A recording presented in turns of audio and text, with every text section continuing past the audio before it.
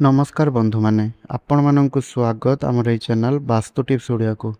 बंधु माने आशा करुछि आपण माने समस्ते भगवान भोलानाथଙ୍କ कृपारु सुस्थ सुखी एवं आनंद रे थिबे। बंधु माने आम हिंदू धर्म रे भगवान शिवं को देवंकर देव महादेव बोली कहा जाए, जी निज भक्तंकर सामान्य भक्ति रे मध्य प्रसन्न होई सेमानंक जीवन रे समस्त दुख कष्ट एवं बाधा विघ्न को दूर कर दे थांती। तेबे बंधु माने आसंता 28 जून 2026 रविवार दिन पड़ुछि पवित्र शिव चतुर्दशी उपवास। यही पवित्र तिथि रे भगवान शिवंकर आराधना उपवास एवं सरल उपाय करिवार विशेष महत्व रही। धार्मिक विश्वास अनुसार यही दिन सत्य मन श्रद्धा एवं भक्तिर सहित करा जाइथिबा पूजा अर्चनार शुभ फल आपण को 100 गुणा प्राप्ति होता है। किंतु बंधु माने आपण कौन जानी कि यही शिव चतुर्दशी यही दिन क्यों दुईटी सरल उपाय कले भगवान शिवंकर कृपा प्राप्त हो पारे, क्यों उपाय आपणक मन को शांति दे पारे एवं जीवन में सकारात्मक शक्ति बढ़ी पारे। जदि आपणक काम बारंबार अटकी जाउछि, मन सबुबेले अशांत रहुछि किंबा आपण भगवान शिवंक आशीर्वाद पाइबा को चाहूछंती, तेबे आजिर एही वीडियो आपणक पई बहुत उपयोगी हेबो। आजिर एही वीडियो रे आमे आपणक कहिबु शिव चतुर्दशी दिन करा जाउथबा दुईटी अत्यंत सरल शुभ एवं भक्ति भरा उपाय विषय रे। एहा सहित एही उपाय गुड़िक करिबा द्वारा केउं प्रकारर शुभ फल मिली पारिबो एवं केउं कथार विशेष ध्यान रखिबा उचित से विषय रे मध्य जानिबे। तेणु बंधु माने आपण को आमर अनुरोध यही भिडटी को आरंभ शेष पर्यंत निश्चय रूप से देखंतु, जहाद्वारा कौन सी जरूरी सूचना आपण स्किप करि न जांतु। जदि आपण भगवान शिव शंकर को सठिक भक्ति करुथांती, तांकर भक्त होई थांती, तबे एही वीडियो को गोटिया लाइक निश्चय करंतु।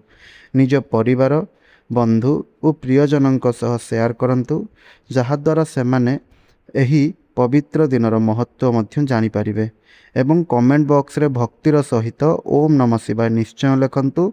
आपणकर एही गोटिए कमेंट भगवान भोलानाथଙ୍କ प्रति आपणकर भक्तिर प्रतीक भाव रे आमको दर्शाइबो। जदि आपण एपर्यंत आम चैनल को सब्सक्राइब करिनाहांती, तेबे एबे ही सब्सक्राइब करंतु एवं पाखरे थिबा बेल आइकन को मध्य दबाई दियंतु, जहाद्वारा एभली धार्मिक ज्योतिष एवं वास्तु संबंधी समस्त वीडियो सर्वप्रथमे आपणक पाखक पहुँची पारिबो।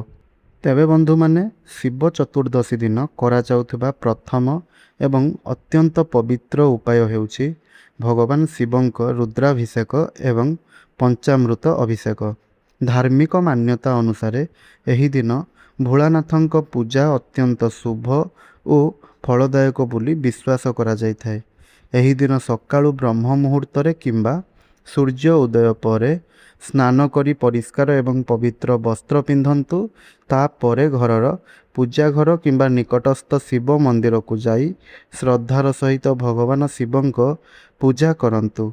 प्रथमे शिवलिंग रे जल अर्पण करंतु। एहा परे क्षीर दही महू घी एवं चीनी द्वारा पंचामृत अभिषेक करंतु। शेषरे पुणी थरे जलरे शिवलिंग को स्नान करांतु। अभिषेक परे भगवान शिवं को तीनिमुखी बेलपत्र धला चंदन दुदुरा फूल अरख फूल एवं जदि संभव हुए तेबे गंगा जल अर्पण करंतु। बेलपत्र अर्पण करने समय मनरे निजर मनोकामना को भगवान शिवंक चरण रे समर्पण करंतु। एहा परे एक घीयर दीप एवं धूप जलाई भक्ति भाव रे पूजा संपूर्ण करंतु। पूजा समय रे अति कम रे 108 थर ओम नमः शिवाय मंत्र जप करंतु। समय थिले महामृत्युंजय मंत्र किंबा शिव चालीसार पाठ निश्चय करंतु। मंत्र जप करिबा समय रे निज मन को शांत रखंतु एवं केवल भगवान शिवंक ध्यान रे लीन रुहंतु। धार्मिक विश्वास अनुसार एही उपाय को संपूर्ण श्रद्धा और भक्तिर सहित करिले भगवान भोलानाथଙ୍କ आशीर्वाद प्राप्त होइथाए। मनरे सकारात्मक भावना वृद्धि पाए, मानसिक शांति अनुभव हुए एवं जीवन में आसुथिबा बाधा विघ्न मध्य दूर होइथाए। ସେଥିପାଇଁ ଶିବ ଚତୁର୍ଦ୍ଦଶୀ ଦିନ ଏହି ସରଳ ଉପାୟକୁ ନିଷ୍ଠାର ସହିତ ନିଶ୍ଚୟ କରନ୍ତୁ। ବନ୍ଧୁମାନେ, ଶିବ ଚତୁର୍ଦ୍ଦଶୀ ଦିନ କରାଯାଉଥିବା ଦ୍ୱିତୀୟ ଶୁଭ ଉପାୟଟି ହେଉଛି ଭକ୍ତି ଭାବରେ ଉପବାସ ପାଳନ କରିବା, ଭଗବାନ ଶିବଙ୍କ ନାମ ଜପ କରିବା ଏବଂ ନିଜ ସାମର୍ଥ୍ୟ ଅନୁଯାୟୀ ଦାନ ପୁଣ୍ୟ କରିବା। ଧାର୍ମିକ ମାନ୍ୟତା ଅନୁସାରେ ଉପବାସ ସହିତ ଭକ୍ତି ଏବଂ ଦାନର ସମନ୍ୱୟ ଭଗବାନ ଶିବଙ୍କୁ ପ୍ରସନ୍ନ କରିବାର ଏକ ଶ୍ରେଷ୍ଠ ଉପାୟ ବୋଲି ମାନାଯାଏ। ଯଦି ଆପଣଙ୍କ ସ୍ୱାସ୍ଥ୍ୟ ଠିକ୍ ଅଛି ତେବେ ଏହି ଦିନ ଶ୍ରଦ୍ଧା ଓ ନିଷ୍ଠାର ସହିତ ଉପବାସ ପାଳନ କରନ୍ତୁ। ଉପବାସ ସମୟରେ କ୍ରୋଧ, ମିଛ, ଅପଶବ୍ଦ ଏବଂ ନକାରାତ୍ମକ ଚିନ୍ତାଧାରାରୁ ଦୂରେଇ ରୁହନ୍ତୁ। ସାରାଦିନ ଭଗବାନ ଶିବ ଶଙ୍କରଙ୍କର ନାମ ସ୍ମରଣ କରନ୍ତୁ ଏବଂ ମନକୁ ପବିତ୍ର ରଖନ୍ତୁ। କାରଣ କେବଳ ଖାଦ୍ୟ ତ୍ୟାଗ କରିବା ହିଁ ଉପବାସ ନୁହେଁ, ବରଂ ମନ, ବାଣୀ ଏବଂ କର୍ମକୁ ପବିତ୍ର ରଖିବା ମଧ୍ୟ ପ୍ରକୃତ ଉପବାସର ଅଂଶ ବୋଲି ମାନାଯାଏ। ସନ୍ଧ୍ୟା ସମୟରେ ଘରର ପୂଜା ଘର କିମ୍ବା ଶିବ ମନ୍ଦିରରେ ଏକ ଶୁଦ୍ଧ ଘିଅର ଦୀପ ଜଳାନ୍ତୁ। ଏହାପରେ ଭକ୍ତି ଭାବରେ ଶିବ ଚାଳିଶା ପାଠ କରନ୍ତୁ କିମ୍ବା ଅତି କମ୍ରେ 108 ଥର ମହାମୃତ୍ୟୁଞ୍ଜୟ ମନ୍ତ୍ର କିମ୍ବା ଓମ୍ ନମ ଶିବାୟ ମନ୍ତ୍ର ଜପ କରନ୍ତୁ। ଏହି ସମୟରେ ଭଗବାନ ଶିବ ଶଙ୍କରଙ୍କୁ ନିଜର ସମସ୍ତ ଦୁଃଖ, ଚିନ୍ତା ଏବଂ ମନୋକାମନା ଜଣାଇ ତାଙ୍କର ଆଶୀର୍ବାଦ ପ୍ରାର୍ଥନା କରନ୍ତୁ। ଏହା ସହିତ ଏହି ପବିତ୍ର ଦିନରେ ନିଜ ସାମର୍ଥ୍ୟ ଅନୁଯାୟୀ କୌଣସି ଗରିବ, ଅସହାୟ କିମ୍ବା ଭୋକିଲା ବ୍ୟକ୍ତିଙ୍କୁ ଅନ୍ନ, ଫଳ, ବସ୍ତ୍ର କିମ୍ବା ଆବଶ୍ୟକ ସାମଗ୍ରୀ ଦାନ କରନ୍ତୁ। ଯଦି ସମ୍ଭବ ହୁଏ ଗାଈକୁ ସବୁଜ ଘାସ କିମ୍ବା ରୁଟି ଖୁଆନ୍ତୁ। ଦାନ କରିବା ସମୟରେ କେବେ ବି ଅହଙ୍କାର କରନ୍ତୁ ନାହିଁ, ବରଂ ଏହାକୁ ଭଗବାନ ଶିବଙ୍କର ସେବା ବୋଲି ଭାବିକରି ନମ୍ରତାର ସହିତ କରନ୍ତୁ। ଧାର୍ମିକ ବିଶ୍ୱାସ ଅନୁସାରେ ଏହି ଉପାୟକୁ ସତ୍ୟ ମନ, ଭକ୍ତି ଏବଂ ନିଷ୍ଠାର ସହିତ କରିଲେ ଭଗବାନ ଭୋଳା ଶଙ୍କରଙ୍କର କୃପା ପ୍ରାପ୍ତ ହୋଇଥାଏ, ମନରେ ଶାନ୍ତି ବଢ଼ିଥାଏ, ସକାରାତ୍ମକ ଚିନ୍ତାଧାରା ସୃଷ୍ଟି ହୋଇଥାଏ, ପରିବାରରେ ସୁଖ ଓ ସମୃଦ୍ଧି ପାଇଁ ପ୍ରାର୍ଥନା କରାଯାଏ ଏବଂ ଜୀବନର ବାଧାବିଘ୍ନ ଦୂର ହେବା ପାଇଁ ଭଗବାନ ଶିବଙ୍କ ଆଶୀର୍ବାଦ କାମନା ମଧ୍ୟ କରାଯାଏ। ସେଥିପାଇଁ ଶିବ ଚତୁର୍ଦ୍ଦଶୀର ଏହି ପବିତ୍ର ଦିନରେ ଏହି ଉପାୟକୁ ନିଷ୍ଠା ଓ ଭକ୍ତିର ସହିତ ନିଶ୍ଚୟ ଆପଣ କରନ୍ତୁ। ବନ୍ଧୁମାନେ, ଏବେ ଆସନ୍ତୁ ଜାଣିବା ଶିବ ଚତୁର୍ଦ୍ଦଶୀ ଦିନ ଏହି ଦୁଇଟି ସରଳ ଉପାୟକୁ ଭକ୍ତି ଓ ନିଷ୍ଠାର ସହିତ କରିବା ଦ୍ୱାରା କେଉଁ କେଉଁ ଶୁଭଫଳ ମିଳିଥାଏ। ଧାର୍ମିକ ବିଶ୍ୱାସ ଅନୁସାରେ ଭଗବାନ ଭୋଳାନାଥ ବହୁତ ଦୟାଳୁ ଏବଂ ଭକ୍ତଙ୍କ ସାମାନ୍ୟ ଭକ୍ତିରେ ମଧ୍ୟ ଶୀଘ୍ର ପ୍ରସନ୍ନ ହୋଇଥାନ୍ତି।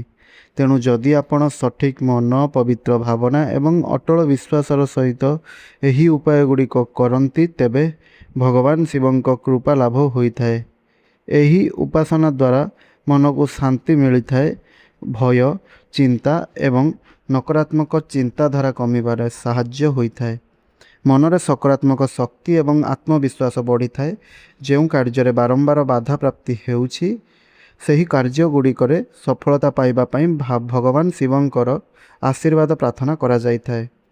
ଏହା ସହିତ ପରିବାରରେ ସୁଖ, ଶାନ୍ତି, ପ୍ରେମ ଓ ସମନ୍ୱୟ ବୃଦ୍ଧି ପାଇଁ ମଧ୍ୟ ପ୍ରାର୍ଥନା କରାଯାଇଥାଏ।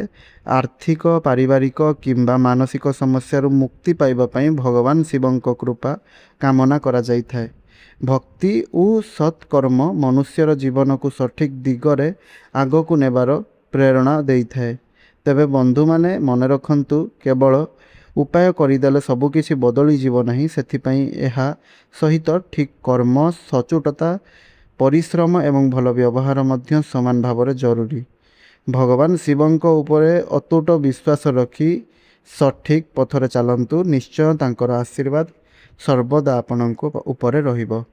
ତେବେ ବନ୍ଧୁମାନେ, ଧର୍ମର ପ୍ରକୃତ ଅର୍ଥ କେବଳ ପୂଜା କରିବା ନୁହେଁ, ବରଂ ସତ କହିବା, ଅନ୍ୟକୁ ସାହାଯ୍ୟ କରିବା, ବଡ଼ମାନଙ୍କୁ ସମ୍ମାନ କରିବା ଏବଂ ନିଜ କର୍ମକୁ ସତ୍ୟତାର ସହିତ କରିବା। ଏହି ଭଲ ଅଭ୍ୟାସ ଗୁଡ଼ିକ ହିଁ ଜୀବନକୁ ସୁନ୍ଦର କରିଥାଏ। ତେବେ ବନ୍ଧୁମାନେ, ଏହା ଥିଲା ଶିବ ଚତୁର୍ଦ୍ଦଶୀ ଉପବାସରେ କରାଯାଉଥିବା ଦୁଇଟି ସରଳ ଓ ଶୁଭ ଉପାୟ। ଆଶା କରୁଛି ଏହି ଭିଡ଼ିଓଟି ଆପଣଙ୍କୁ ଭଲ ଲାଗିଥିବ। ଯଦି ଭିଡ଼ିଓଟି ପସନ୍ଦ ଆସିଥାଏ ତେବେ ଲାଇକ୍ କରନ୍ତୁ, ସେୟାର କରନ୍ତୁ, କମେଣ୍ଟରେ ଓମ୍ ନମ ଶିବାୟ ନିଶ୍ଚୟ ରୂପରେ ଲେଖିଦିଅନ୍ତୁ ଏବଂ ଆମ ଚ୍ୟାନେଲକୁ ସବସ୍କ୍ରାଇବ୍ କରି ପାଖରେ ଆସୁଥିବା ବେଲ୍ର ଆଇକନ୍କୁ ନିଶ୍ଚୟ ରୂପରେ ଦବାଇ ଦିଅନ୍ତୁ। ଧନ୍ୟବାଦ।